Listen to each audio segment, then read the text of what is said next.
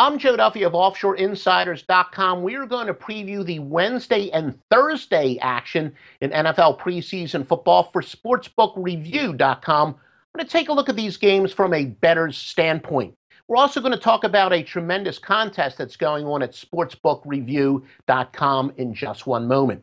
Start out with the game for Wednesday, the Texans and the Panthers, and you definitely want to visit SBRodds.com because I am seeing a lot of varying lines out there. You want to shop around for the best line possible. This game started out Carolina -3. Now they're either -1 or a pick'em, and I'm seeing the total ranging anywhere from 37.5 to 38.5 at SBRodds.com.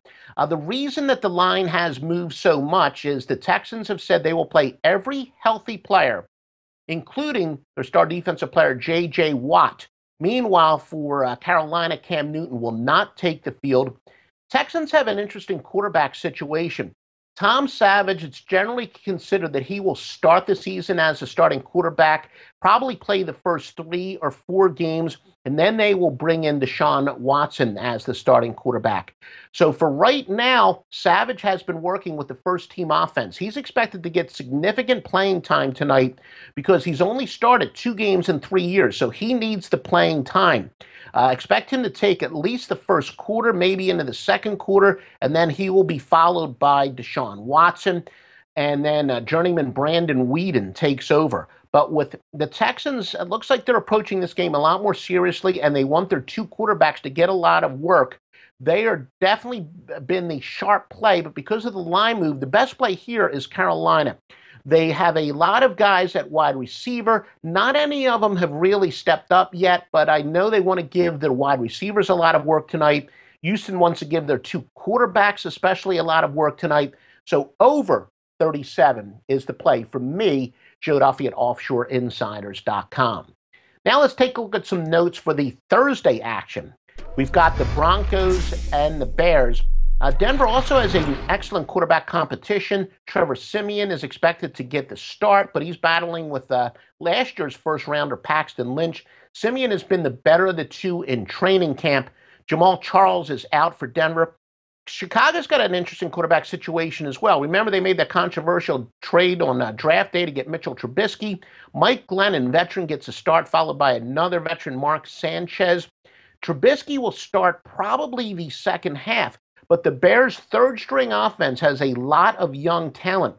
If anything, I expect the game to be very low scoring in the first half, but Chicago should really score a lot of points starting in that third quarter with the quarterback competition that they've got going there and very good third stringers on offense. So visit SBR Odds, see which sports books you can get a halftime line. I think Chicago and the over in the second half will be the strong play here. Saints and the Browns. Browns quarterback rotation, Brock Osweiler, Cody Kessler, and then rookie Deshaun Kaiser. Hugh Jackson said it's wide open. Any one of those 3 guys could start. There's a possibility New Orleans could even play their new running back, Adrian Peterson, who rarely plays. Because of some uncertainty about playing time, I don't think there's really a play that I'm ready to make on this game. But remember, beat the bag contest at sportsbookreview.com. Click on under the contest tab, get all the details. Spectacular contest going on. Beat the bag at Sportsbook Review. Falcons and the Dolphins. Quarterback Ryan Tannehill is, of course, out for the Dolphins. Matt Moore, veteran, will be battling recently acquired quarterback Jay Cutler for the starting job. Cutler's not playing in this game. Brandon Doughty, who struggled in camp, is going to come in after Matt Moore. So the Dolphins are very thin at quarterback until Cutler gets in there. Running back Jay Ajayi's not going to play for Miami. He rushed for over 1,200 yards last year. But conversely, the Falcons, Julio Jones, arguably the best receiver in the league. Taylor Gabriel, an outstanding breakaway receiver. They're out. The Finns have been injury-prone over the past couple years. I expect them to be very conservative. Therefore, this game will go under the 36.5, the play from offshoreinsiders.com. Redskins and the Ravens. Starting quarterback Joe Flacco out for the Ravens. Journeyman Ryan Mallett gets the start. He'll play extensively. His career's on the line. I'm told if he plays poorly here, Colin Kaepernick will be signed probably the day after the game, and Mallett will be out of a job. Skins are going to be minus a lot of talent. Wide receiver Jamison Crowder had 67 catches last year. Jordan Reed had 66. They're talented but often injured. Wide receiver Josh Doxson is out. So again, I would avoid this game because, look, I don't like the Ravens quarterback situation, but Washington's going to be minus a lot of offensive talent. If anything, the sharp play is probably going to be on the under. For the Vikings and the Bills star receiver Sammy Watkins will actually play about a quarter. Remember, he was hurt last year, played in only 6 games, grabbing 28 catches, but he's expected to get some playing time. No real play there. The Jaguars and the Patriots, Blake Bortles, in joint workouts. He, of course, is starting quarterback for the Jaguars. He was awful, 5 for 17 in joint workouts. He's been bad in camp. New England usually surprises. Belichick winds up playing some of his key players more than you would expect. New England would be the play here. Again, shop around at sbrodds.com because I've seen some varying lines there. Then finally, we'll take a look at the Eagles and the Patriots.